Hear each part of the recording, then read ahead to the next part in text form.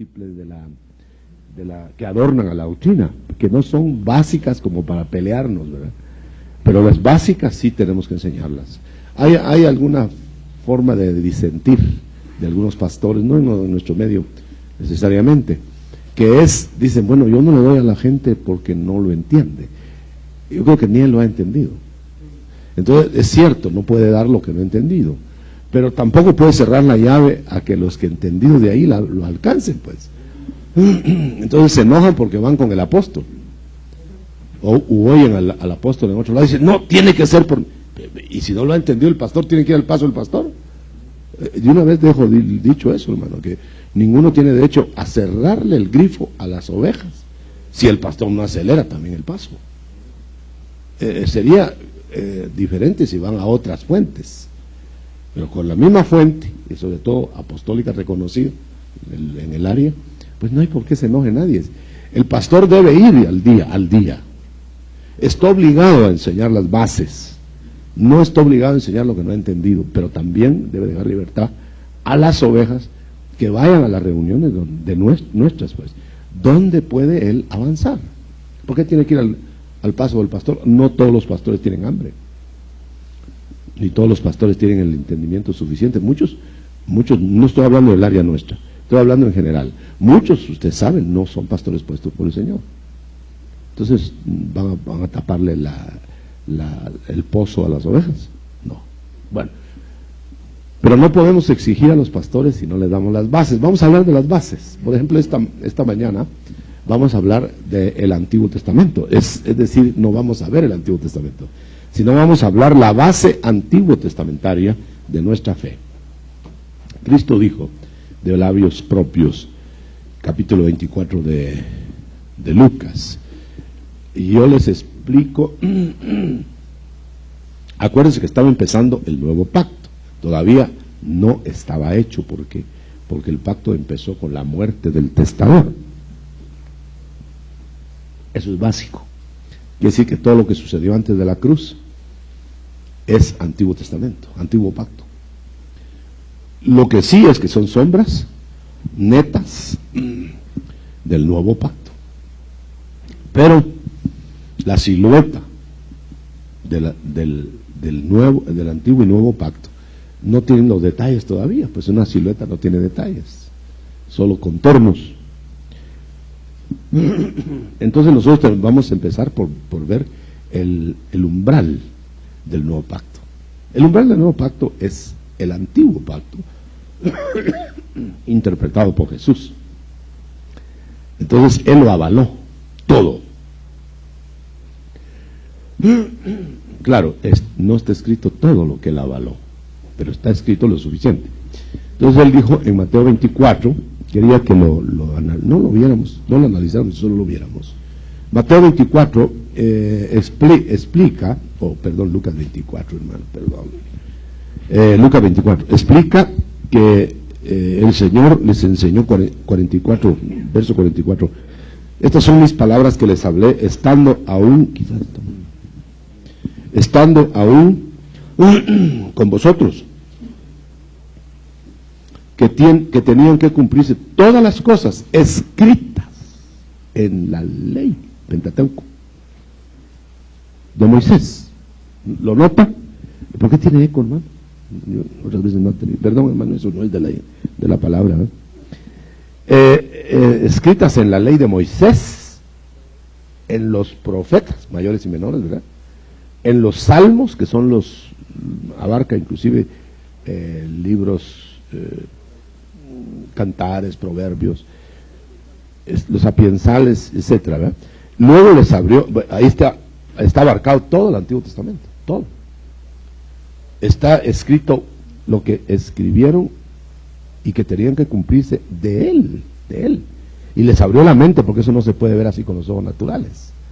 Y les abrió la mente para que captaran el significado de esas escrituras. ¡Ah, qué tremendo, hermano! Entonces quiere decir que hay que tener ojos espirituales para captar en el Antiguo Testamento a Jesús. Que está, ni hablar. Que se le capta. Que lo captan todos, no. Definitivamente no. Porque les tiene que tocar la mente. a sus autorizados. Ok.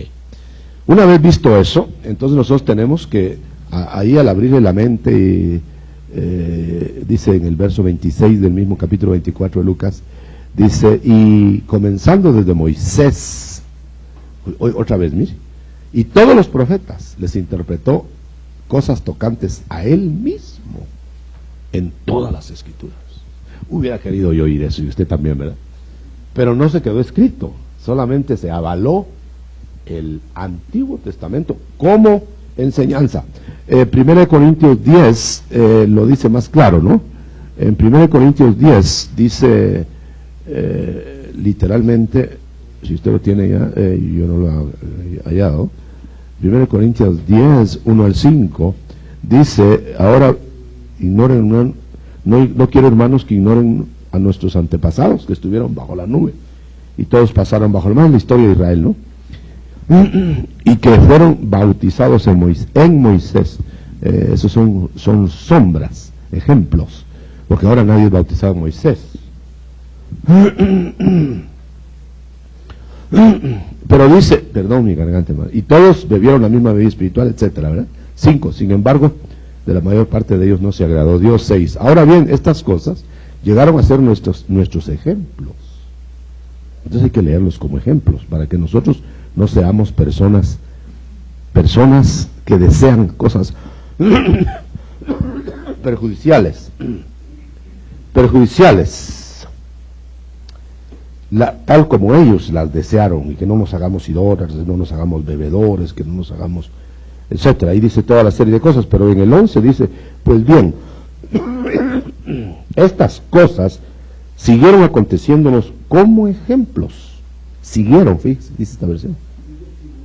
Sí, pero aquí, la palabra más importante aquí, para mí, siguieron, o sea que Israel siguió siendo ejemplo hasta el día de hoy, ¿no? Muchas gracias, hermano, eso hacía falta, gracias. Y entonces dice, pues bien, estas cosas siguieron aconteciéndoles como ejemplos o tipos, y fueron escritos para amonestación de nosotros, no de ellos nada más, de nosotros, para que a nosotros a quienes nos han alcanzado los fines de los sistemas de cosas que han llegado hasta hoy. Esta es la Biblia, ¿cómo se llama? Rotterdam, la traducción Rotterdam, pura, no con agregados, la Rotterdam pura, que no tienen notas de nada. Muy bien, es una de las mejores versiones. Muy bien, entonces ya hago yo pues. Entonces, pero la parte más clara para nosotros es la actitud de los bereanos en el Nuevo Testamento.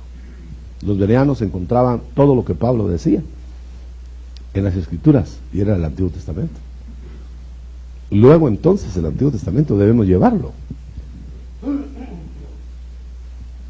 no como una historia, no como un libro auxiliar, sino como un libro inspirado de los ejemplos. Ajá.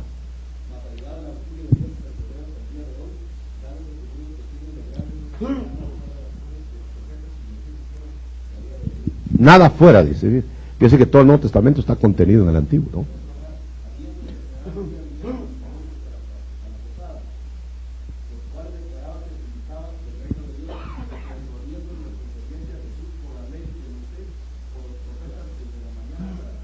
Bueno, ya está suficiente, ¿verdad?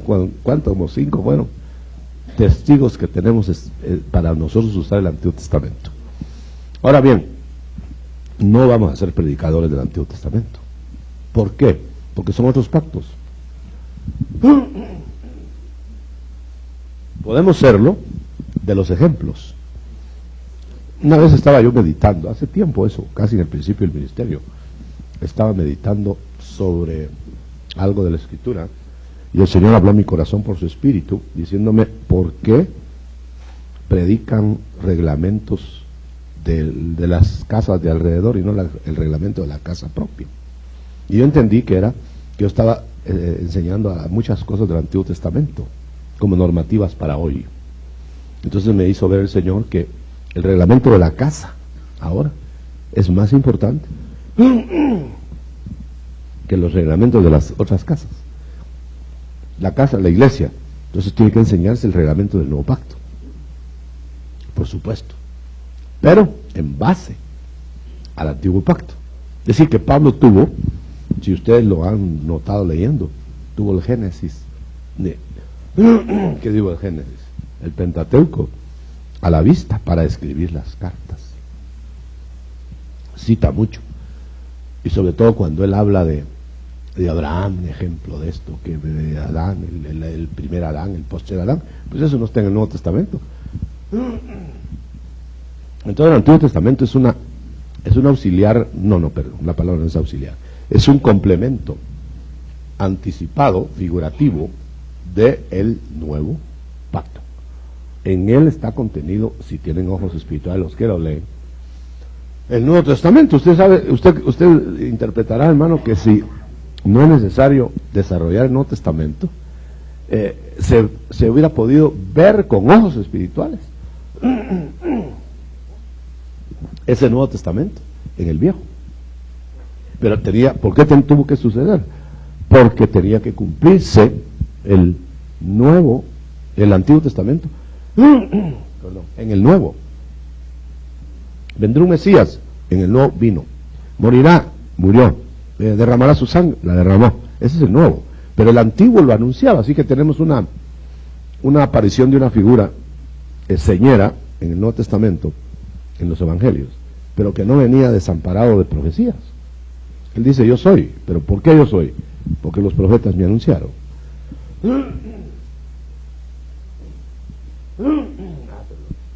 ¿Por qué? Porque la ley y los profetas y los salmos son la base sustentativa del Señor. Creer a Moisés, voy a parafrasear, creer a Moisés y creeréis en mí, dijo Cristo. Pero porque no creéis a Moisés, tampoco creéis en mí. ¿Y cómo vais a creer en mí? ¿Cómo vais a creer en mí si no creéis a Moisés? Pero les estaba diciendo, si no saben interpretar a Moisés, porque leerlo lo leían todos los sábados. Entonces, no es leer la Escritura, es leerla con ojos espirituales, para poder entender el Antiguo Testamento. Vamos a ver, el próximo día, vamos a ver ya la primera base nuevo testamentaria. Pero ahorita vamos a ver esto que es muy importante. ¿Por qué usted lleva el Antiguo Testamento?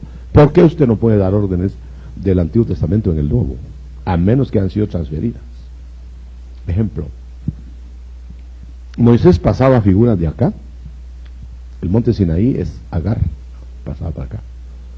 Pero nosotros no tenemos derecho a tomar el Antiguo Testamento todo como tipología si no entendemos la tipología espiritualmente. No fabricar figuras para pasarlas para acá, pero sí verlas aquí para poderlas interpretar acá. La carta a los Hebreos es el ejemplo más claro de cómo se debe interpretar el Antiguo Testamento. Bueno, muy bien, entonces también Pablo, viendo aquellas cosas, las pasaba para acá. Por ejemplo, los 10 mandamientos. Los 10 mandamientos no son nuevos testamentarios, pero los 10 mandamientos hacen que gracias, hermano, por todos los que me auxilian. Esto que será, no será veneno, ¿no? ¿Verdad? Herbert, ¿no quiere salir de mí? Gracias. Ahora sé que no, no. Muy bien, entonces, digamos, un andamiaje sirve para un edificio y tiene la forma del edificio, las formaletas y no sé qué dijimos en eso. Pero no es el edificio. Gracias. Los 10 mandamientos están trasladados al nuevo pacto, interpretados espiritualmente, incluyendo el sábado, que es el cuco de muchos, ¿no? Entonces hay que guardar el sábado. Por supuesto que sí, como la verdadera esencia del sábado, o sea, que todos los días son sábados en el nuevo pacto. Pero ya no es el día 24 horas allá, Y así podemos ver que el único mandamiento interpretado, literalmente para diluirlo como una letra, es el sábado. Habla del reposo, habla del descanso, habla de que Cristo es nuestro sábado, que esto y que el otro. Entonces diluye el sábado en el sentido de que ya pasa a ser toda una serie de días, o todos los días. La Pascua se celebraba un día, ¿no? Ahora nuestra Pascua es Cristo, todos los días estamos en Pascua. Ya notan la traslación. Muy bien. Dicho esto, entonces podemos tomar el Antiguo Testamento para predicar, pero siempre apoyando la iluminación en el Nuevo. Es decir, nosotros no podemos predicar traigan el cordero perfecto para inmolarlo en el altar, porque eso es allá. Ahora ese cordero ya trasladada a la interpretación espiritual, ya estuvo en el Calvario, murió una vez, no más, lavó el pecado de una vez, entonces ya no tenemos que traer corderos. Ahora, si eso no fuera así, tendríamos cada uno su corderito ahí berreando allá afuera. Entonces no podemos confundir los pactos. Pero por ejemplo, el día de hoy nosotros estamos comiendo carne debido a la apertura, no del Génesis del huerto. En el huerto no se comía carne, vegetarianos. Pero luego viene el pacto de Noé y abrió para la carne, coman toda carne. Y eso es vigente ahora. Entonces el pacto de Noé no se alcanza, ¿no? Pero como una orden que se traslada y se reafirma en las epístolas, por ejemplo, comer carne, Pablo. Ahora que depende de cómo lo vais a hacer delante de los débiles e inclusive carnes prohibidas, pero que no se pueden comer delante de los débiles. Bueno, ahí está habilitando la carne. Allá se habla mucho de que no la idolatría en el Antiguo Testamento. No te harás imagen, tacatá. ¿Sabe? En el Nuevo Testamento dice de una vez, huid de los ídolos. Ahí trasladaron él. Huid de los ídolos. Solo que en el Nuevo Testamento ya no dice solo de las imágenes. Huid de los ídolos que pueden estar adentro de uno y pueden ser más dañinas que una imagen tallada. Pues está prohibiendo la idolatría. Entonces la idolatría no es solamente hacer un bulto del oro, plata, madera. Es tener limpia la conciencia de no estar idolatrando algo que desaloje del primado a Cristo.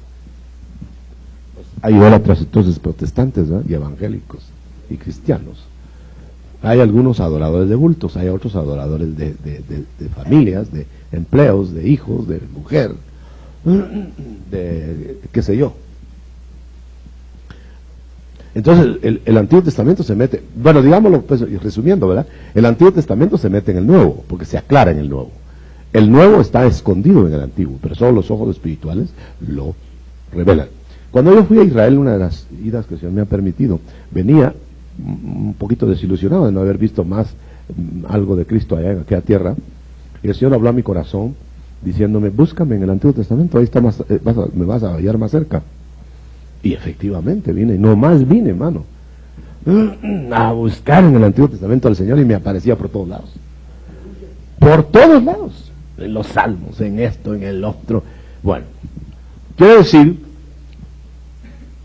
que los pactos antiguos son andamiajes, son sostenimientos mientras se edifica la iglesia.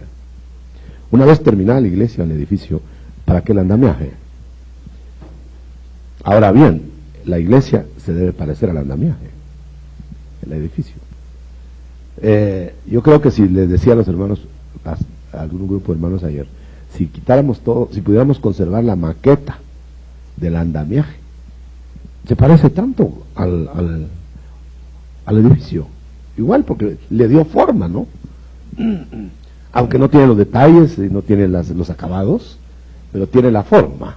Eso es exacto el Antiguo Testamento. Tú puedes ver en un andamiaje cómo va a ser el edificio. Tú puedes ver que es un andamiaje enorme, con grúas enormes. Bueno, va a ser un edificio de una planta, ¿verdad?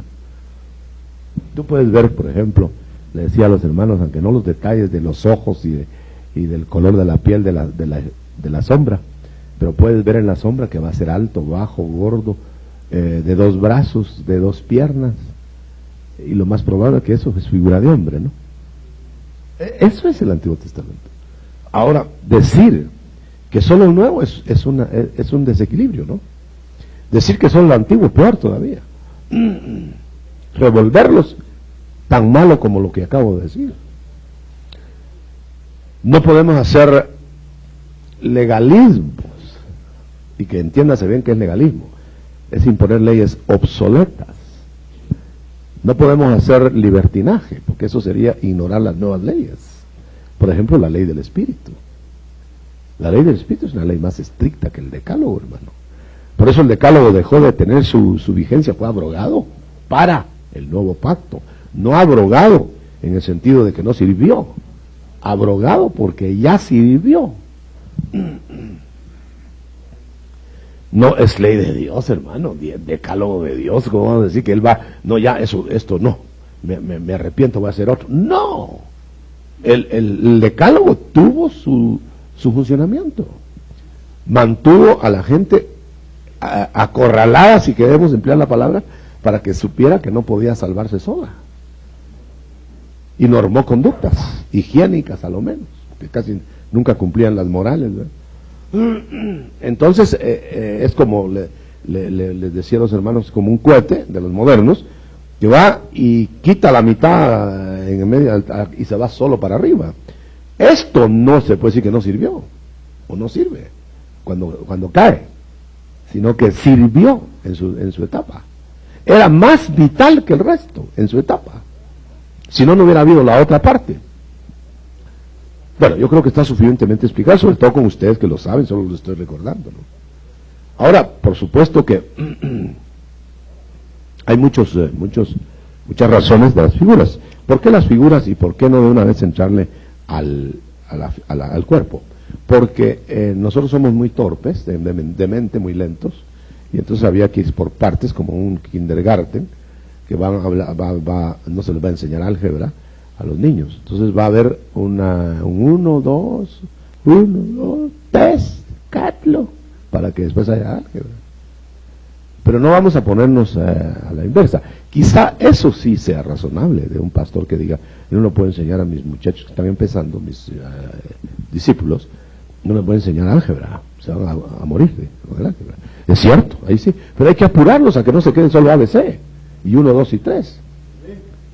Porque no los van a examinar al final en la meta, en el 1, 2 y 3. Además de que el pastor que se quede con el 1, 2 y 3 lo van a cambiar, las mismas ovejas. Y que no se asuste después que la oveja venga haciendo ecuaciones, si solo le enseñó el 1, 2 y 3. ¿Verdad?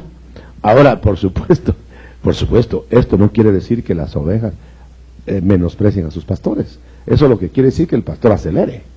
Porque ahora van, hermano, como los niños que nacen con televisión bajo el brazo. De antes no sabían ni qué era eso, ¿verdad? Vaya, eran más lentos los muchachos antes que yo naciera, ¿no? Pero usted sabe, hermano, que hay lentitud ahora intencionada. Bueno, no nos pongamos en lo negativo. Ya no sé ni qué, gracias, hermano, ya no sé ni qué tomar, si mejor enseño mientras, ¿verdad? Gloria a Dios. Gracias, hermanos, por ocuparse de mi garganta. Bueno, entonces, el Señor tuvo cuatro discípulos, 4 evangelios,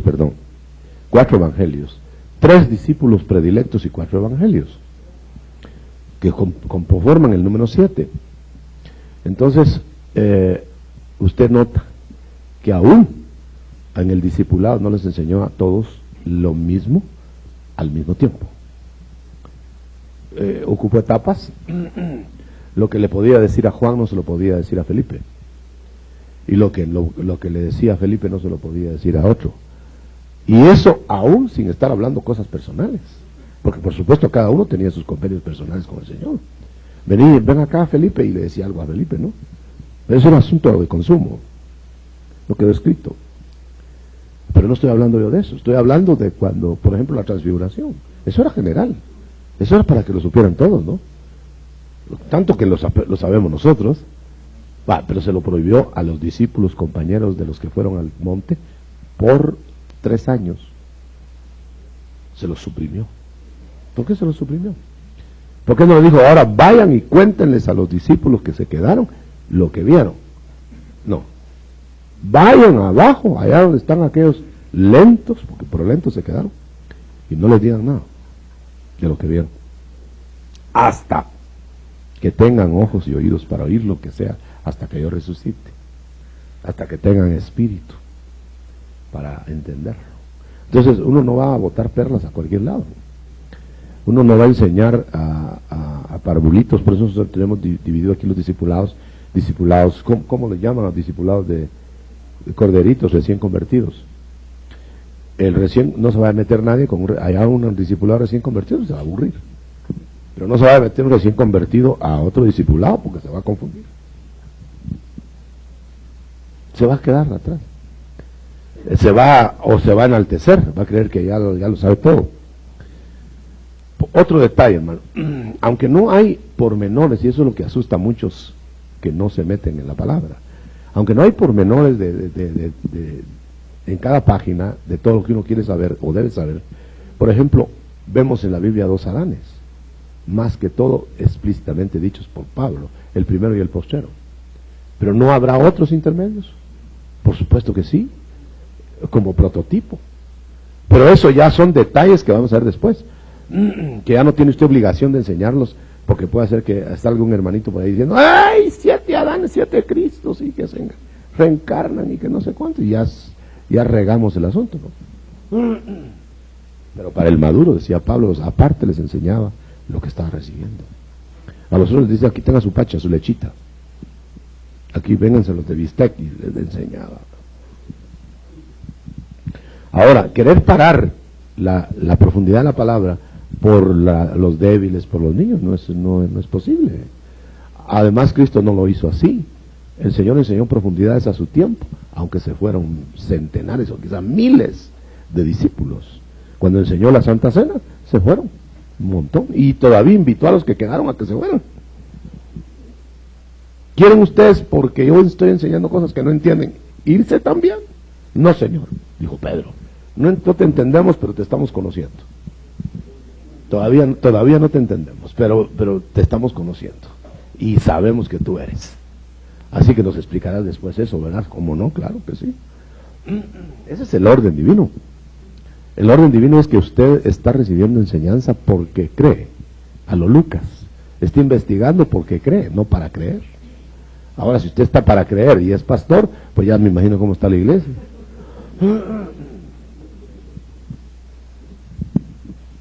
El agua no sube más allá de la fuente de origen, ¿verdad? Esa es la responsabilidad de nosotros los pastores. Tampoco nos vamos a convertir en pastores teóricos. Muy bien. ¿Cuál es la diferencia? Decía, entre el antiguo y nuevo pacto, que en el nuevo pacto se iba a recibir todo con espíritu adentro. Herencia, por eso nos dieron las arras de la herencia adentro. Y con las arras de la herencia capturamos esto. Allá atrás tenían la herencia, pero no las arras. Allá tenían la información, pero no tenían la garantía. Porque la garantía la iba a dar Cristo. Por eso Cristo dio el Espíritu. Por eso Cristo sopló. Porque esa era la garantía del nuevo pacto. Además de su muerte. Porque no hay testamento sin muerte del testador, que esté en acción. Pues puede haber testamentos guardados con el testador vivo, pero no está vigente. Tiene que morir el testador. Bueno, entonces en esa base empezó el nuevo pacto cuando Cristo murió. Bueno. Ahora, 3 discípulos elaboraron la base doctrinal del cuerpo físico con cuatro escribientes de evangelios. Pero Pablo elaboró con auxilio de otros apóstoles la imagen del Cristo místico. Es muy importante. ¿De qué iglesia está hablando? ¿De qué cuerpo está usted hablando? ¿Del cuerpo físico o del cuerpo místico?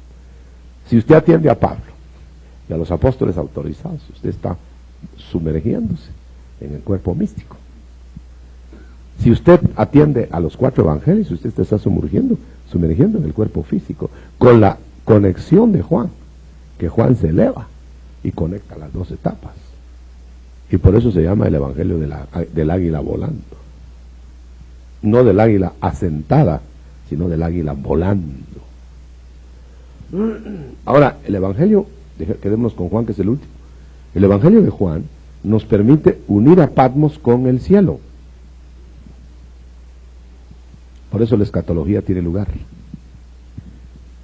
Hay quienes se aburren de la escatología y dicen, ay, solo escatología, como que solo es todo allá. Miren, mi hermano, si a usted le aburre la escatología es que no quiere llegar a la meta. No quiere llegar a la meta. Está mejor aquí. Bueno, ¿cómo va a estar?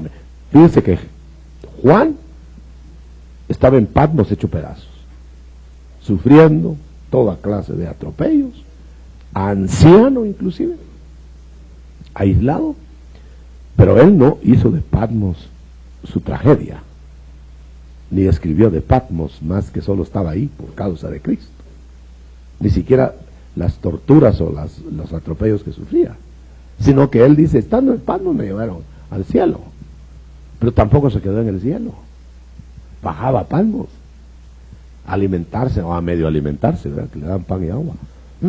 Este es el equilibrio del evangelio. Evangelio escatológico que está en Patmos, Patmos que está en el cielo, cielo que está en Patmos, pero cada uno en su lugar. Si nosotros nos ponemos a quitarle la aureola del Apocalipsis a Juan, queda un prisionero de Patmos, que nada más vio el cuerpo físico de Cristo y que vio su resurrección, por supuesto, un creyente sufriendo, un Esteban. Pero él dejó algo mucho más, porque conectó lo uno con lo otro. Pero nunca perdió la realidad del cielo por la tierra, ni de la tierra por el cielo. O sea que es el verdadero misticismo que Dios quiere en nosotros. Misticismo, material y espiritual. Patmos, Apocalipsis. Pero ese misticismo no es inventar cosas, porque el misticismo de Juan, que es el que nosotros debemos adoptar, es un misticismo en donde él ve y describe, pero realmente no inventó, imaginó, soñó nada más. De tal manera que un misticismo que nosotros debemos rechazar inmediatamente es un misticismo que se nota inventado.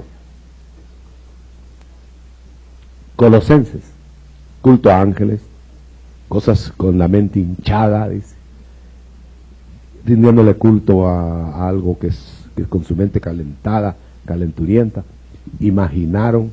Usted sabe que hay gente que ve visiones imaginadas, hay gente que ve visiones reales y hay gente que ve visiones del diablo.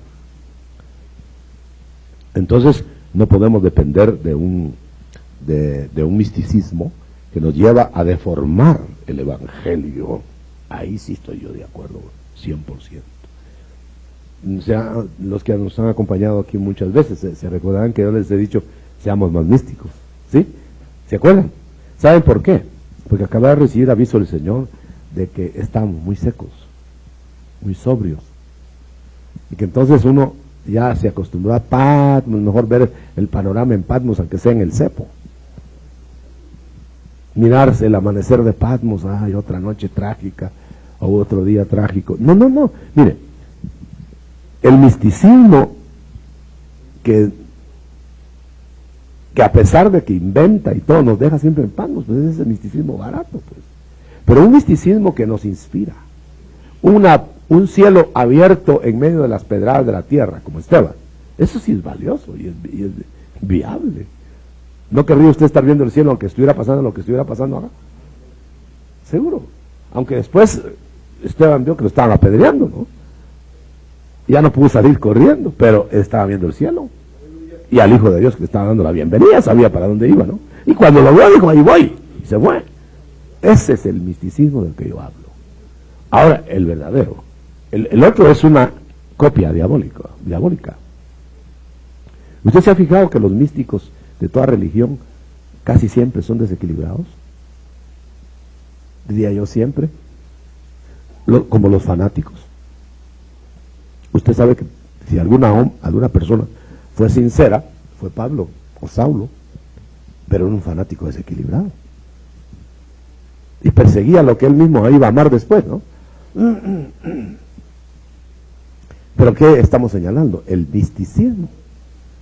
Aún con letra, nada más, porque Pablo no tenía mayores experiencias, más que estaba atiborrado de letra. Pero era un místico, porque estaba esperando algo del cielo, aunque estuviera matando a la gente en la tierra. Ese se llama fanático. Ahora, el fanático es un místico de su postulación. Cualquiera que sea, él cree que esté en lo correcto. El místico de Cristo, diría yo, entre el discipulado, son los tres: Pedro, Juan y Jacobo. Esos son los místicos, porque tuvieron las experiencias estando a la par del cuerpo físico del Señor, vieron las experiencias del cielo, ¿no? Pero los otros no eran místicos, los otros eran puros prácticos, hermano. Puros prácticos, y no hicieron mayor cosa. Sobre todo, ese de una vez, ¿verdad? Judas era un colado, era un agregado, era un llamado a un triste papel. Por eso yo siempre he dicho que el Señor contó con 11, no con 12. Lo retuvo al 12avo, pero lo retuvo para su propia perdición y para llenar un papel. Yo quiero dejar suelto esto dentro de unos pocos minutos para que usted pregunte ampliamente, pero sigamos con las bases del Antiguo Testamento. El Nuevo, el Nuevo es la luz del Antiguo, el Antiguo es la sombra del Nuevo, el cuerpo central es Cristo. Sin Cristo, quitando a Cristo en medio, no hay para qué, ni Antiguo ni Nuevo. ¿Leer qué? Quitamos a Cristo en medio, de un Mesías que iba a venir, que no vino, ¿no? Y ya no habría nuevo. Pero si solo fuera el nuevo, un aparecido ahí, una nueva religión despegada del judaísmo. Pero Cristo vino a dar la mano aquí y la mano allá al verdadero judaísmo. De tal manera que a este judaísmo remanente le llama Israel de Dios, y a este cristianismo remanente le llama Israel de Dios, o sea que son lo mismo, porque la cruz los junta. La cruz hubiera juntado a los dos ladrones si el otro no hubiera rechazado. Hubiera juntado al hebraísmo rechazante y al cristianismo actuante, pero no los juntó, como a los dos ladrones tampoco, porque los rechazados del judaísmo actuante, que repelieron a Cristo, se perdieron, igual que el ladrón. O sea que no hay resurrección de ese judaísmo. Hay resurrección de ese judaísmo de los que de aquí salvados, remanentes, se durmieron y aquí van a ser despertados. O sea, no es salvación de estos aquí, sino salvación de estos ofrecida aquí y a todos antes que regrese el Señor, para que aquí los que son primicias tengan un trato diferente, y los que son cosecha por despertar tarde tengan otro trato. Sencillamente. Ahora, claro, apunte sus dudas, sus preguntas. Ahora vamos a ver qué papel tiene en esta dualidad de presentación la mujer. Eso es muy valioso decirlo, porque el Antiguo Testamento trata de una manera y el Nuevo de otra a la mujer. Entonces la mujer antiguo testamentaria era una mujer rehabilitada para acompañar al Adán reavivado, perdonado, pero con la condición de que aquella mujer, por no haber un organismo instituido, sino una iglesia, o sea, sacados del mundo, que no estaba organizada como iba a organizarse finalmente, iba a fungir con el varón, no como el varón, con el varón. Y ahí tenemos profetisas, y ahí tenemos todos los ministerios individuales, mujeres y hombres. Abrumadoramente el número era más de varones que de mujeres. Las mujeres eran excepcionales. Ahora, algo más. Cuando el pueblo de Dios fuera gobernado por mujeres en el Antiguo Testamento, y eso tómelo usted como tipo, acuérdense que son sombras, era castigo para la nación. ¿Qué le parece eso? Quiere decir que era una falla de un varón para que hubiera una mujer. Y dice, y cuando tus dirigentes sean muchachos muy jóvenes o mujeres, es un castigo. Por eso yo digo acá, hermano, y usted me tiene que respaldar si es que lo cree, si no, pues proteste, ¿verdad? Está autorizado aquí dentro de estas paredes. No hay pastoras en el nuevo pacto. No hay profetisas en el nuevo pacto, aunque tengan lances y aunque tengan don de profecía. En el Antiguo Testamento eran videntes. Hulda, profetisa. Todas las profetisas, júntenlas usted, Débora, y hasta tenía rangos ejecutivos por falla. El general no quería salir a la guerra, aquel que tenía que ir a pelear la guerra, agarró la bandera Débora. Pero la Débora no fungiría hoy en el Nuevo Testamento, así como fungió allá. Como tampoco Samuel, vidente, no estaría ahora, porque tendrían que ir a la iglesia con sus dones y a Samuel. Por eso el último profeta antiguo testamentario fue Juan el Bautista. La última profetisa antiguo testamentaria fue Ana, la que estaba en el templo. Y la última profetisa que se ve en el nuevo pacto es Jezabel, que es falsa. Y no se ve ninguna otra. Luego entonces la mujer allá fue rehabilitada en lo que tenía que ser rehabilitada mientras llegaba el cuerpo, en las sombras, mientras llegaba el cuerpo. Entonces usted note, ahora cuando mujeres tomen dominio en las iglesias con sus esposos, es castigo para la iglesia. Y no, la iglesia no debe dejar de hacer notar eso, porque las mujeres, las esposas, yo he visto, hermano, en mis giras largas, hay un caso muy singular donde una iglesia no avanzaba y viviera que ministro, hermano, formidable, no avanzaba. Y cuando yo fui a averiguar todo, averigué que lo que el ministro hablaba y esas que hablaba en el púlpito, la señora lo destruía todo, imponiéndose. Ella era la que mandaba cuando el marido estaba, el pobre, estudiando la Biblia, orando, porque muy espiritual, muy bonito. Y no avanza la iglesia, porque hay una profetisa, ¿verdad? O hay una pastora. La mujer a la sombra del ministro puede ayudar mucho en la iglesia, pero no como ejecutiva. Que jamás se le va a ocurrir, como se le ocurrió a este hermano, que la señora fuera a sentar a un anciano que se había parado.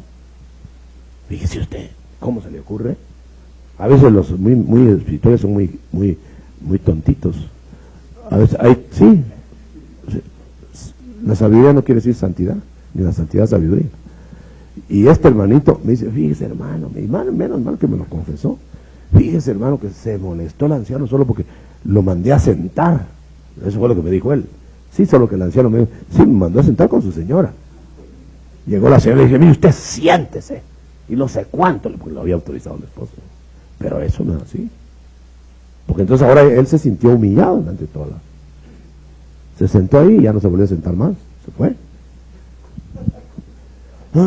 Como un hermano que le dijo a los ancianos que le había puesto, hermanos, pasan a diáconos ahora. Ya no hay ancianos. De un día para otro, sin previo aviso. Sin nada. Otro día amanecieron diáconos, los ancianos. Y vino aquí y me dijo, hermano, fíjese que está la iglesia ahí alboroto. ¿Y qué pasó, hermano? Le digo, solo porque les dije que tenían que ser primero diáconos. ¿A quiénes? Le dije, a los ancianos. Me dijo, ay, Dios, vaya que no te ahorcaron ahí, le dije. Las reformas se tienen que hacer gradualmente. Solo Cristo pudo romper 4000 años de legalismo en 3 años. Solo Cristo. Nosotros no lo probemos, hermano, porque nos va a caer la estantería encima. Hagámoslo gradual, hagámoslo continuo, con sabiduría y despacio. Bueno, muy bien. La mujer en el Nuevo Testamento entonces se quedó como ayuda idónea, que su foco principal es educar, engendrar a sus hijos. y ayudar al marido en lo que él le delegue discretamente en sabiduría, ¿verdad? Que mire si las cortinas están limpias de la iglesia, que vaya a decirle, mire hermano, no atendiste a fulano, se te fue mengano, esto está muy bueno. Pero si lo va a querer gobernar o va a querer públicamente tomar acción ejecutiva, ya arruinó la iglesia, tiene 2 cabezas la iglesia y una con faldas. Muy bien, dicho eso, todo eso está escondido en el Antiguo Testamento. Pero que nadie vaya a venir, mire hermano, pero fíjese que Hulda y fíjese que Débora, ya sé para dónde va el tiro. Pues siéntela pues y quítese usted de ahí, ¿verdad? Como un ministro que yo conocí, hermano, un ministro misionero, parece que tiene muy buen testimonio. Entonces él tiene muchas obras por todos lados y vino aquí, yo lo conocí, hermano. Él le daba la pacha al niño enfrente para respaldar a la señora que era la que predicaba, y hasta así se le ponía el cuello a la señora los gritos que pegaba, y ya me imagino los que le pegaba a él también. Era horrible, chocante ver eso. El hombre con la pacha, solo faltó que llegara con gabacha. Y la señora, hermano, hasta los ojos se le salían. Bueno, entonces, si nosotros entendemos que el Antiguo Testamento es palabra de Dios, que sirvió para su tiempo y se desdibuja con ojos materiales en el Nuevo, pero se afirma en el Nuevo con ojos espirituales. Usted puede entender los 10 mandamientos en el Nuevo Testamento, pero con ojos espirituales. Si usted no tiene ojos espirituales, pone a 24 horas de sábado a la gente y dice, pero si aquí está, mire, me dijo una vez uno de ellos, ¿esta es Biblia o no? Sí, y esta también, ¿verdad? Entonces hay que hacerlo ahora, me dijo. Le dije, sí, también, esta es Biblia, ¿verdad? ¿Trae chivo usted? No, pero es Biblia. Tenemos que dar razón de la fe que hay en nosotros.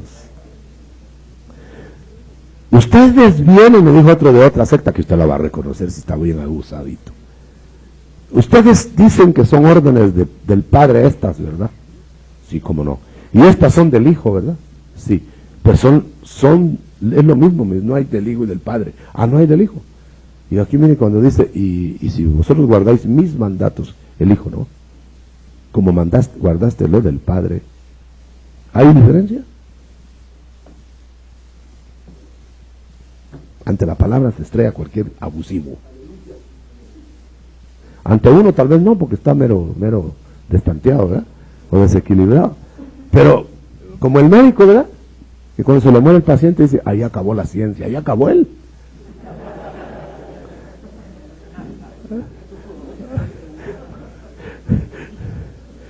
Acabó la ciencia, dice.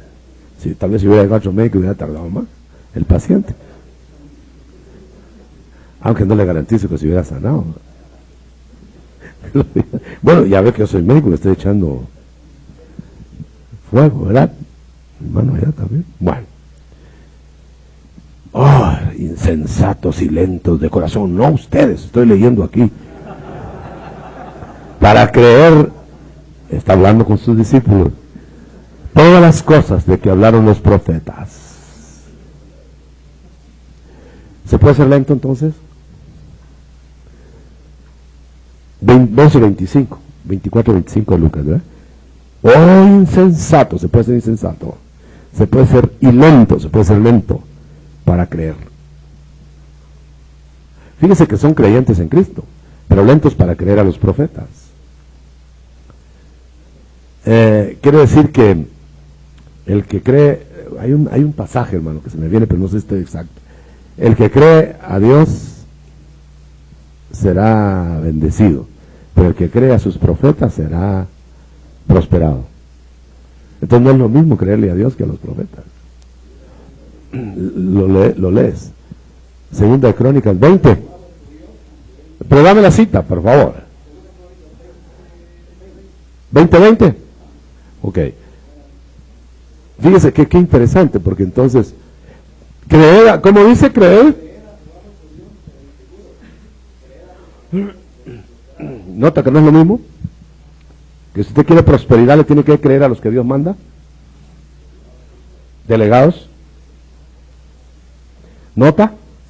Dice, no, Dios, con Dios, sí, con Dios y con sus delegados, pero la prosperidad viene por creerle a los que le envían. Por eso es que no prospera la gente que se va de jerarquías. Aunque pueda tener un gran número, usted sabe, herejes crecen más rápido que nosotros. Y no voy a mencionar nombres, ¿verdad? Porque usted sabe, me dijo alguien, dice que hay un hereje que se fue de aquí, se hizo hereje, ¿y cómo tiene de gente? Le dije, también las otras sectas, le dije, tienen más que él. La secta que más avanza en el mundo actualmente en relación a su número es la de los testigos de Jehová. Y son más herejes que la herejía. Y sin embargo, aumentan. Siempre hay voluntarios hasta para ir a la cárcel, hermano. Entonces quiere decir que no es lo que se pinta, lo que se ve, la prosperidad. La prosperidad es algo que, como Pablo, se quedó sin nada al final, y como Cristo, se quedó sin pueblo en la cruz. ¿Estaríamos nosotros dispuestos a quedarnos sin pueblo? Pues mire, hermano, el pueblo no nos salva. Nos entristecería quedarnos sin pueblo, pero eso no hace la salvación. Cristo Jesús se quedó, dice la versión más clara, dice, sin pueblo, porque se le negaron los judíos y se le negaron los gentiles. Apenas sacó 500 ahí que medio dormidos salieron a ver su ascensión, pero no llevó pueblo. ¿Por qué? Porque no es el aval el pueblo.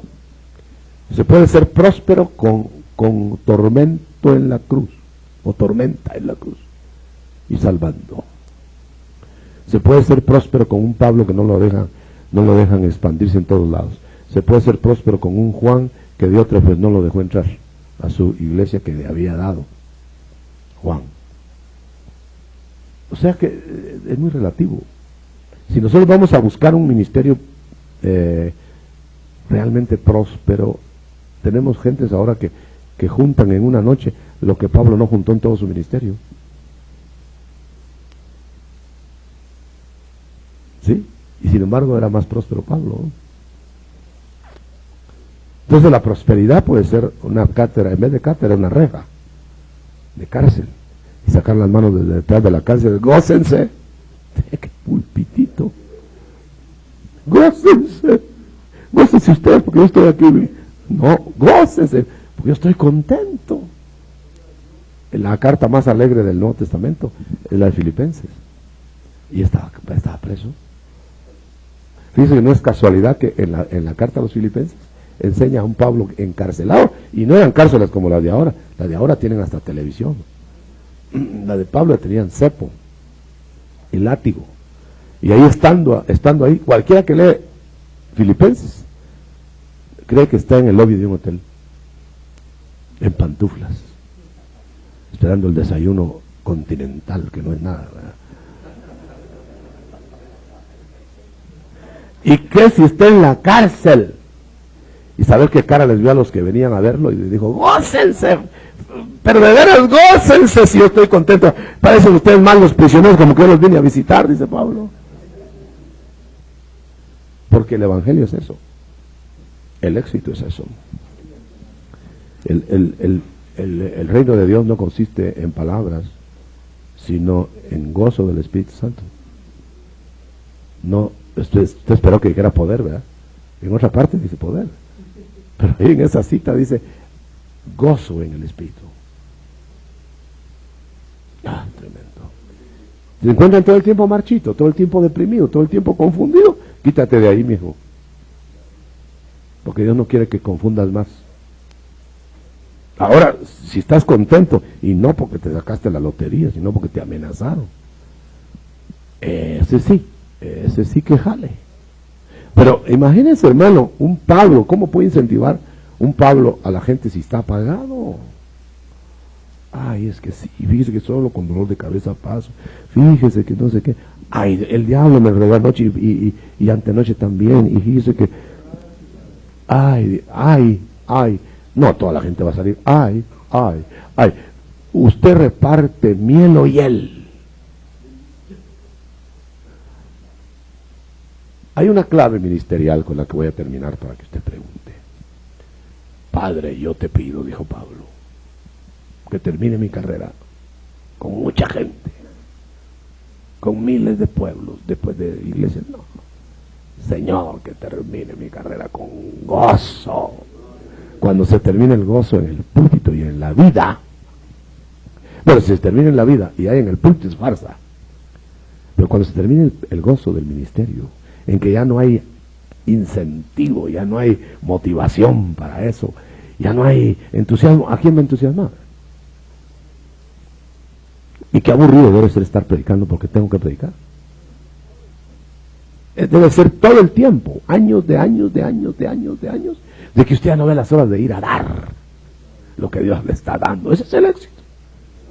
Ya lo demás le toca al Señor, si la semilla crece, si no crece, si esto, si lo otro, son muchos, son pocos. Que Dios no te va a dejar desamparado tampoco.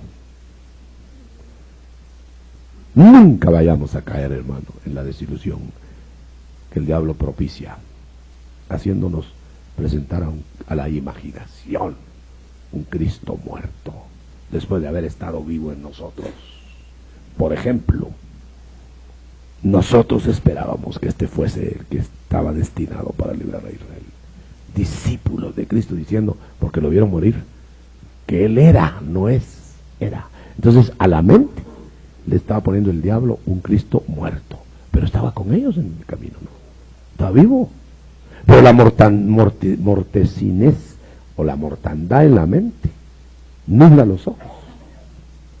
Y aunque lo tengamos ahí, no lo reconocemos. Si no es Él que insiste, los de Emaús se van a Emaús, y ahí estuvieran todavía de carpinteros y de brocheros anónimos. ¿Sabe usted una cosa, hermano? Que para qué es llamado. Este es el puesto más alto del mundo. Más alto. Fíjese que yo he visto gente que se avergüenza, me dice, ¿y usted qué es con los pasaportes? Pastor. ¿Qué? Le dice el que está ahí. Pastor, sí, de ovejas, de chivos, ¿de qué? Pastor, pero se avergüenza. Quisieran poner ahí ministro plenipotenciario del cielo. Y esos son, pero no se animan a ponerlo tampoco, no se ve. Yo no me animaría, hermano, sinceramente, yo no me animaría a poner ministro, embajador, colaborador de Dios. ¿Y eso somos? Solo eso. Pero no se animan a ponerlo porque nosotros son un poquito atravesados y nosotros no saben de qué se trata. Es como que usted cree que Cristo se lo va a llevar, ¿verdad? Sin alas. Sálgalo a decir a la calle. Es una verdad. Pero póngase en la calle a decir, Cristo me va a llevar sin alas y voy a volar, y se lo lleva el policía antes de que venga Cristo. ¿Por qué?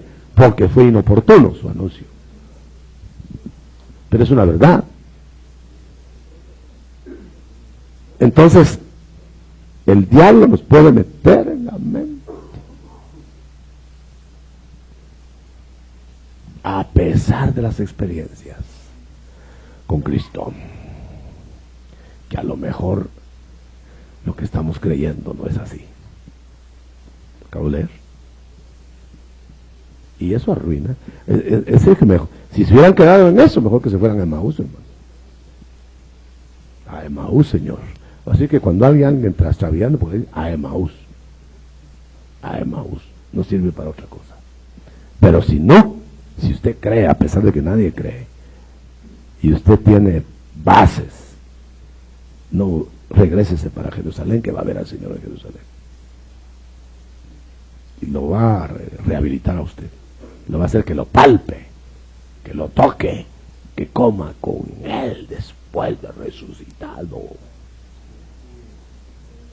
Y ese será el verdadero mensaje final que se va a dar al mundo. Ese. Testigos. Y no solo voceros. Amén. Y amén. Bueno, ahora prepárese para preguntar. No me va a decir que no va a preguntar.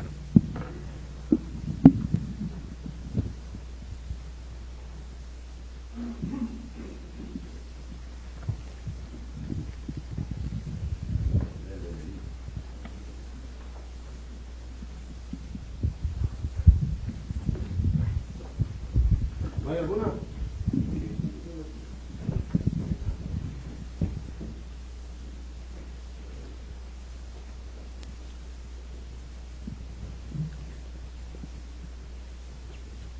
Hermano, yo quisiera saber, hágame el favor de instruirme, hermano, en qué forma el ministro del Señor debería de operar orando, ayunando, consagrándose, entonces, para lograr el equilibrio de la predicación desde el púlpito.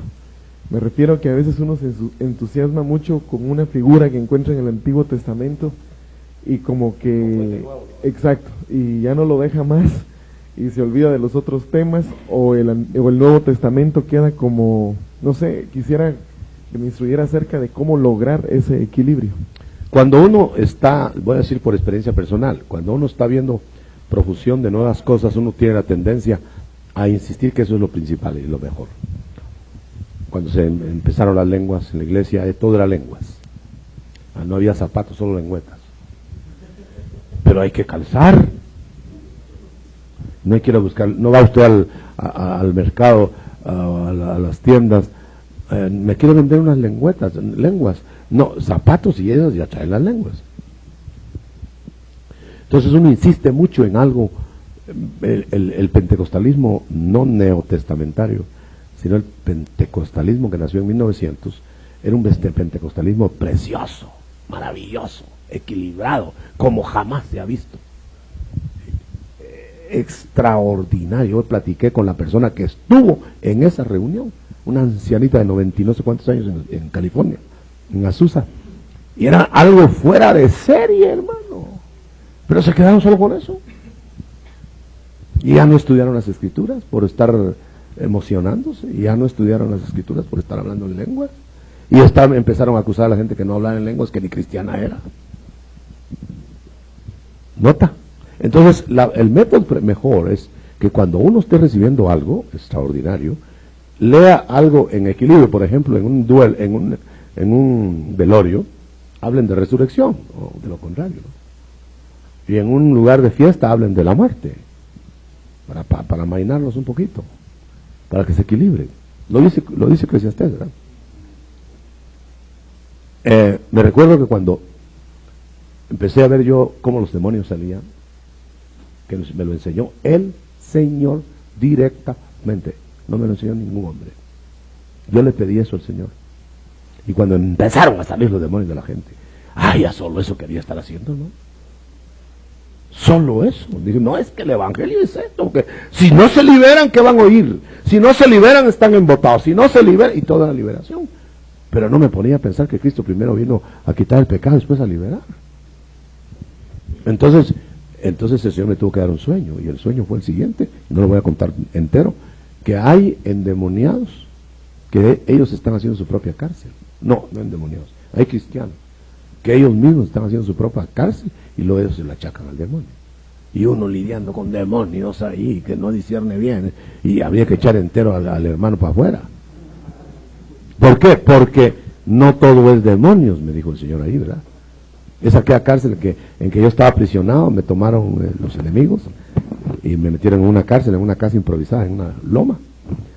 Y ahí está, a ver cuánto tiempo estuve ahí, de mirar la puerta, como que diciendo, ¿cuándo se irá a abrir la puerta? Y ya ni se oían balazos afuera ni nada, y hasta que el compañero, que pues, nos agarraron a dos, me dijo, miremos allá afuera. No, pues nos van solo están esperando que saquemos la cabeza y nos disparan. Pero el otro, más animoso que yo, se sacó la cara y dijo, no hay nadie, están todos muertos. Y le dije yo, y la puerta está abierta porque usted la abrió. ¿Cuánto tiempo tendría de estar abierta la puerta? Pero que nosotros creíamos que estaba cerrada. Y cuando yo desperté de eso, hermano, dije, claro, no se trata solo de echar fuera demonios. A veces la gente tiene más problemas en la mente que demonios. A veces esto, a veces... Y me equilibré, hermano. Cuando vi una sanidad en que un tumor por poco me queda en la mano, no se desprendió solo porque se fue para adentro, la masa. Solo quería poner manos y debajo del brazo.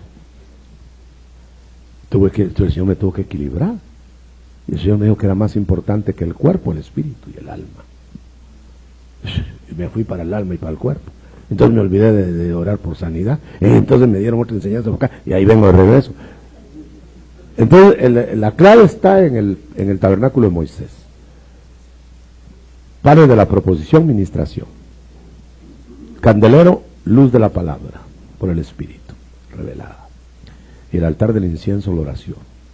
Si estamos en una, en otro, en otro, en uno, en uno, en otro. Cuando ya saturamos aquí, pues vamos al otro, y ahora al otro, y después de regreso, y después acá, después allá. No vamos a aburrir a la gente.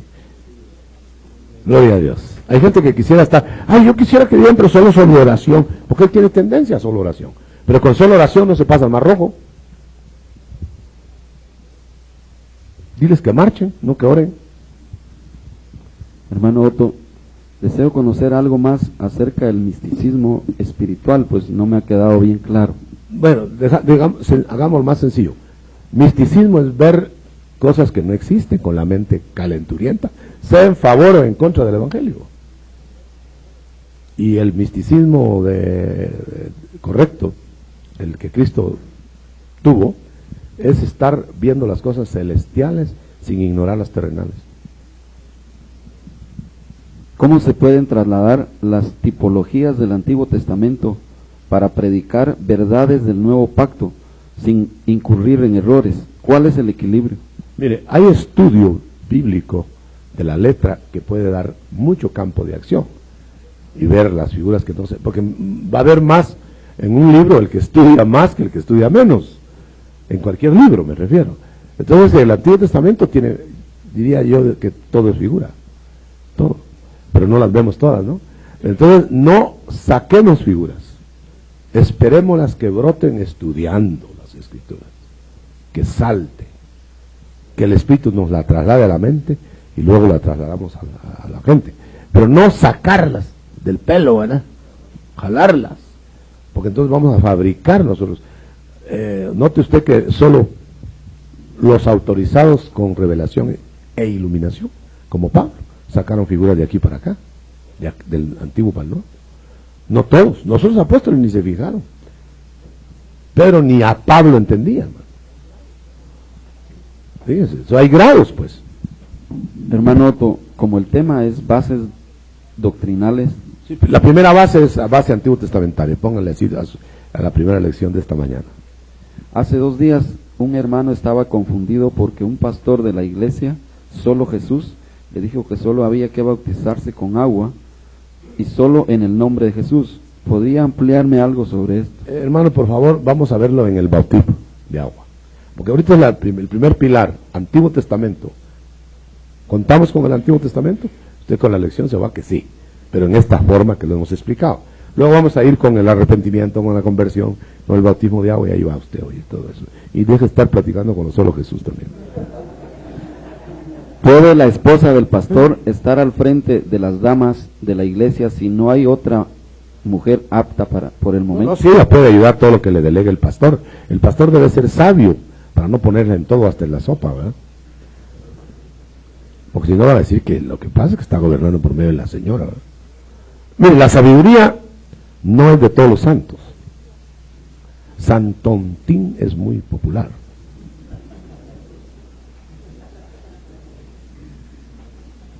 Hermano Otto, usted decía que no hay profetisas ahora. No. Pero pregunto, ¿tiene o no? ¿qué diferencia hay entre las que profetizan en el Antiguo Testamento con las que profetizan en el Nuevo? Me refiero a las 4 hijas de Felipe. Sí, las 4 hijas de Felipe profetizaban, no dice que eran profetisas. O sea, tenían lances de profetizar. No se les declaró ministros primarios. Era don. La profecía en el Antiguo Testamento eran videntes. No se puede comparar. Las del Nuevo Testamento no son videntes. Los del Nuevo Testamento.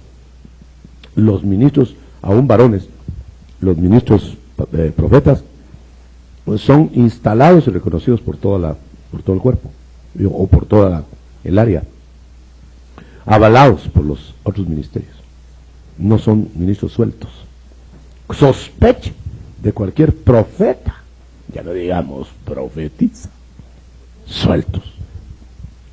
Sospeche de la que diga que es profetiza. Ahora, sospeche del profeta suelto, solo.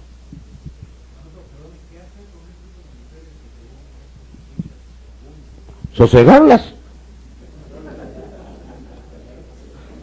Le dije yo a una, por supuesto después de haberla amonestado, la próxima vez que profetice, la siento en público.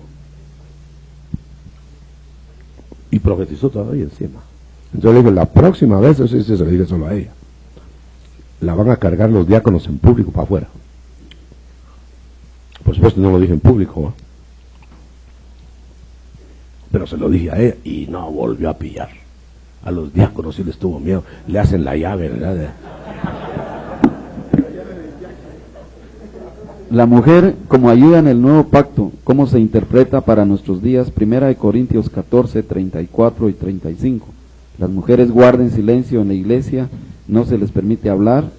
En el 35 es indecoroso que hable en la iglesia, versión Las Américas. Sí, lo que está diciendo ahí es que la mujer no trate de lucirse en menoscabo del marido en público, que no se haga la más lista que el marido, porque entonces el marido la va a poner a tono después. Y dice, allá, a ver si se anima en la casa, dice, allá hágalo.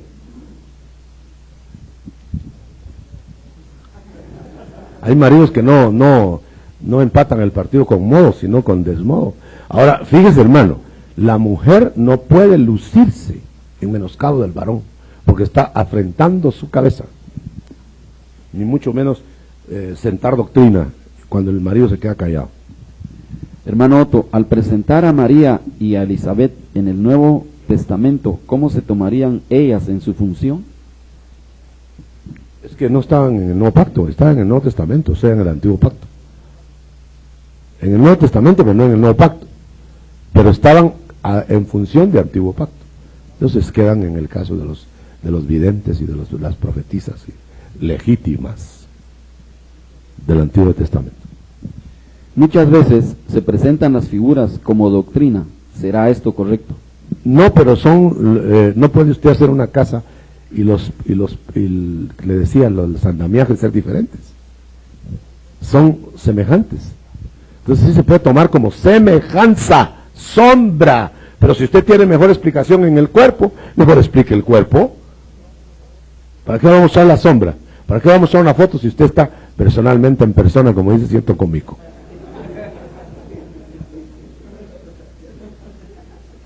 Hermano, parecería esta pregunta que le voy a hacer tal vez no muy dada al caso. ¿Al tema? No, al tema sí. Viendo la situación de la mujer renovada para fungir con el varón, ¿no será que en el engendro que hubo anteriormente por medio de los que se perdieron, como los néfilis y los demás, será que de ahí vendrá su situación mucho más complicada que la que presentó Eva en el huerto? Bueno, yo querría que tal vez mejor partiéramos, porque vamos a enseñar como adornos y gimnasia mental, lo otro. Mejor lo concreto sería que nosotros empecemos a fungir con la mujer desde Adán para acá. Lo de ahí para atrás lo vamos a enseñar, ya hemos platicado de eso. Tiene un origen diferente, es nueva creación en relación al hombre. Fue creada por Dios y no fue hecha de Adán, etcétera. Pero vamos a partir de Adán. Si la mujer fue rehabilitada en Adán, en el huerto, como dicen algunos, cuando fue al altar y se arregló con Dios, y que la mujer entonces quedó igual que el hombre, eso es mentira absoluta. Porque la mujer siempre quedó sujeta al varón por causa de los ángeles. Y mientras haya ángeles emisarios del diablo, la mujer va a estar sujeta hasta que ya no haya diablo. Con respecto a la mujer, que parece, según he estado oyendo, la iglesia que tiene como pastora está en castigo. ¿Qué manifestación qué relación podría tener dentro de lo que ahora nosotros sí? Sí, en el Antiguo Pacto la figura está, yo lamento no recordar la cita, pero ahí está Mino, que creo que la recuerdo. Cuando son mujeres las que gobiernan, dice, es por Es en Isaías, es porque el pueblo está siendo castigado,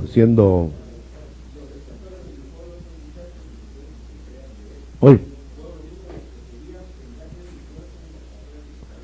Sí, pero en el contexto dice, porque que eso no es gracia, sino afrenta.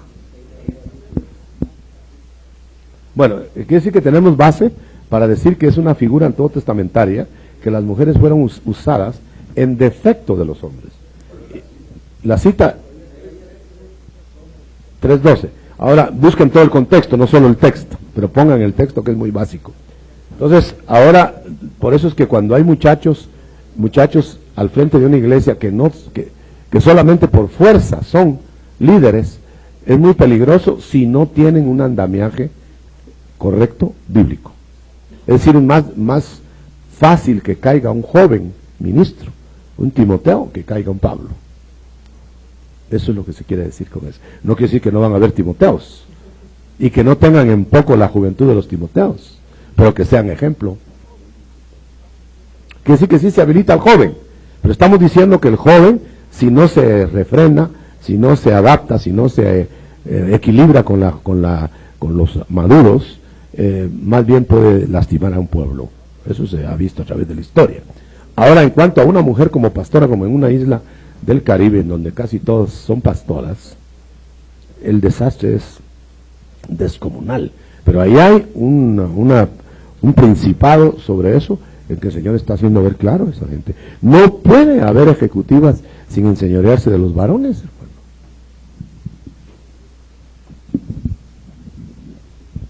Pero como mi hermano preguntaba, entonces quiere decir que una mujer, su lugar en el Nuevo Testamento es un lugar de ayuda delegada de su cabeza, sea su esposo o sea el ministro.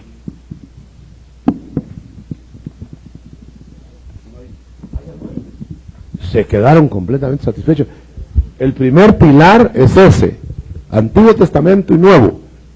Entonces agotemos hasta donde sea posible el tema. Hermano Otto, tal vez a nosotros a veces pensamos que el matriarcado es solamente que la mujer sojuzgue y dé órdenes, pero ¿qué papel juega el sexo en el matriarcado? Como nos sobró tiempo, yo creo que la mayor hegemonía que puede tener un varón es cuando la mujer lo manipula a través del sexo. Entonces el hombre debe ser tan equilibrado que él sea el normador de eso y no la mujer, porque entonces son chantajes. La mujer puede maniobrar a un varón hasta por un vestido que quiere comprar. ¿No me lo das? Bueno, no me lo das. A los 8 días está el marido con 3 vestidos.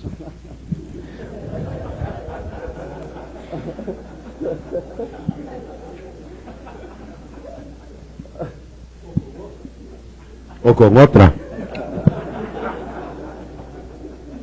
Otras dijiste y una vez te fuiste.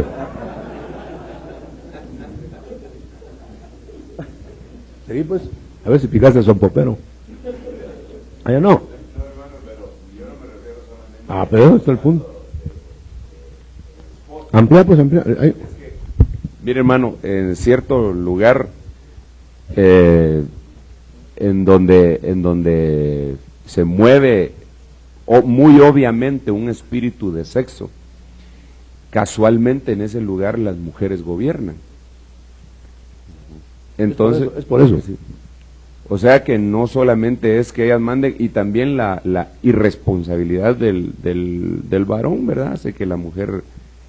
es que mira, también las potestades hacen rutinas e inercias.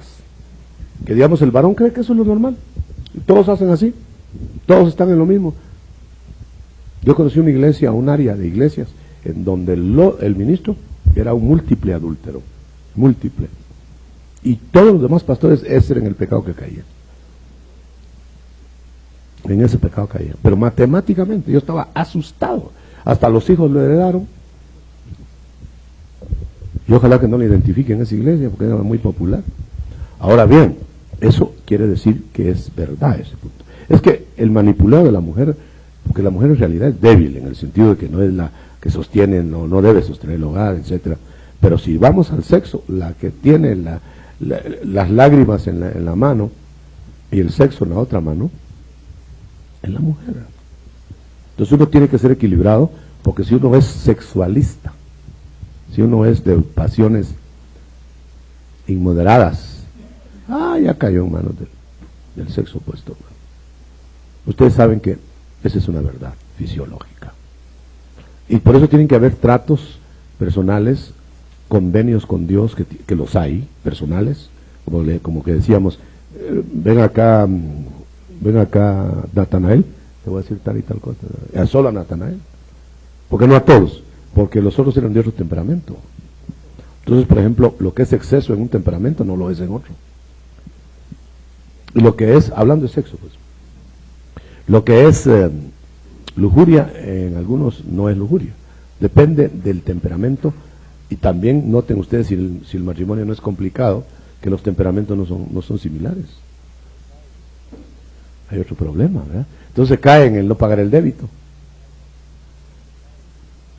Y se cae también en que la mujer es dueña del cuerpo del varón. Y es verdad bíblica.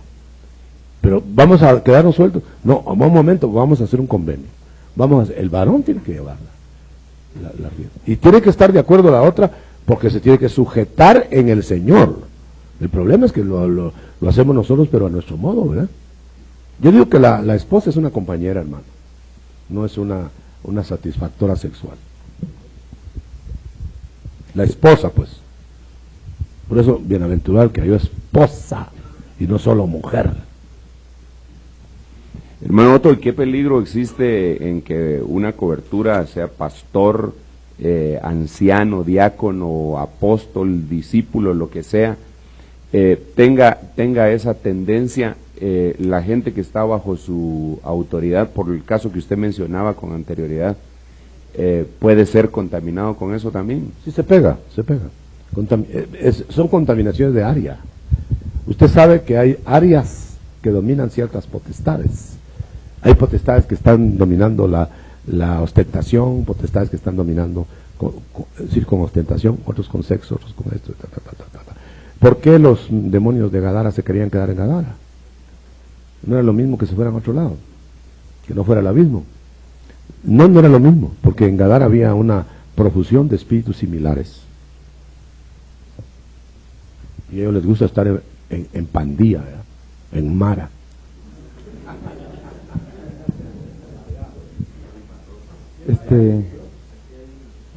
Sí, hermano, aprovechando lo que estamos platicando ahorita, si nos podría ampliar qué sucede cuando, ejemplo, el Señor muestra que X lugar está bajo esa influencia, incluso el líder está en ese pecado prácticamente, ya sea por revelación o aprobado por el equipo ministerial, ¿verdad? ¿Qué hacemos nosotros si tenemos que compartir en X lugar o si nosotros nos metemos a ese ambiente estando en ese lugar, ¿verdad? Compartiendo la palabra. El ministro que está sobre el área debe tener la sabiduría de entender que no es plausible enviar ahí personas proclives. Es decir, que puedan ser tentados con mayor asiduidad. No descartarlos ni salir de ellos, porque a menos que sea reincidencia, ¿verdad? Pero si es una cosa inicial, tratar de resguardar al ministro que ya cayó en una observación apartado, poner otro que tenga menos proclividad, que los humanos tenemos proclividad a todo, pero hay quienes tienen más a unas cosas que a otras. Si eran chupones los de la iglesia ahí, y llega un pastor que fue chupón también, pues no lo vamos a mandar ahí porque se van a oler a alcohol ahí. Entonces hay que enviar a alguien que no le es tentación el alcohol, para poner un ejemplo. Entonces lo que hay que hacer, no tampoco mantener al ministro ahí, porque entonces lo está poniendo uno en mayor peligro, pero también hay que comprobarlo. Desafortunadamente esos pecados, muy difícil comprobarlos porque no hay fotógrafos a la par. Pero el Espíritu da testimonio. Ese es el punto. Con respecto a las glorias que están sobre X congregación, hermano, las glorias serán afectadas por la actitud del líder ahí en el lugar, pues. Afectadas no, deben estar contristados o deben estar trabajando para que ahí suceda algo. Yo tengo la experiencia de una iglesia. Estaba un grupo de hermanos transgrediendo la ley, es decir, en pecados sexuales, y participaban en la iglesia. Entonces, pasó mucho tiempo hasta que se dieron cuenta de la cuestión, entonces los separaron de ahí, los tienen en observación, los quitaron, ¿verdad? Aunque no hubo orquesta para la iglesia. Pero hubo uno que no estaba en eso, pero los tapó, como se dice vulgarmente. Sabía, pero no dijo. Entonces se fue él y los otros. ¿Por qué? Había uno que era el que los incitaba, y sabiendo que era incitador de eso, lo tenían ahí. Entonces el error fue no haber quitado esa manzana podrida, y el error también fue mantener al otro que tapaba, que sí que estaba de acuerdo. Y cuando se le interrogó al otro, es que yo no podía delatar a mis compañeros. Era como que se tratara de, si es con delante de Dios, hermano. Quiere decir que uno tiene que actuar en equilibrio de no matar, pero no tampoco apañar. Sí, hermano apóstol, fíjese que relacionado con eso de las esposas, especialmente los ministros, en Guazacapán acaba de pasar un caso muy vergonzoso, que ahora se ha puesto un poco crítica la situación. Un hermano pastor, él vivía como a unos 3 kilómetros de la iglesia, y él, cuando construyeron el templo, habló con su esposa para que se fueran a una casa pastoral que habían construido. Cierto, no llenaba los requisitos quizás que la esposa deseaba, era un poco estrecha la casa, y ella se retrató contra él diciéndole que ella no salía de su casa, de manera que si él quería irse para allá, que se fuera, pero lo que era ella no la sacaba de ahí.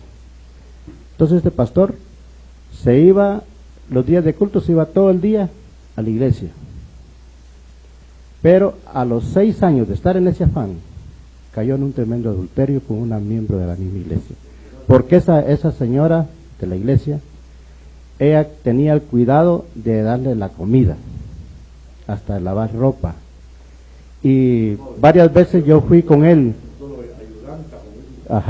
Yo fui con él porque eran los conocidos, y le hice ver el error que podía caer, y él me dijo: no, hermano, estoy bien equilibrado, y yo sé, me dijo lo que estoy haciendo, ¿verdad?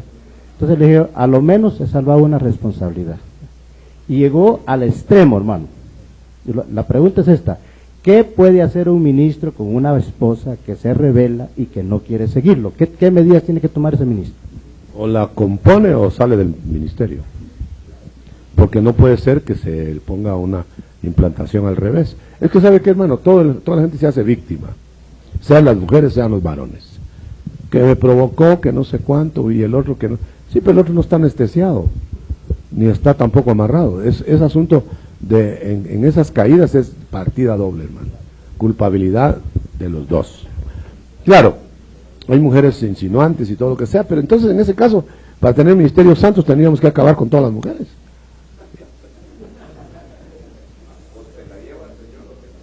Sí, pues sí. Mire, no hay excusa válida ante Dios por el pecado. Pero perder un ministerio, como estás diciendo tú, un ministerio a causa de mantener una esposa de ese tamaño, hermano, es preferible, hubiera sido preferible que la largara, separada, pues, que se aparte de ella. Ya que ella se apartó de él y se nota que es un infiel, entonces salir de ella, pero lo que pasa es que les amarra de todos modos el sexo. Ahí está otra vez el sexo.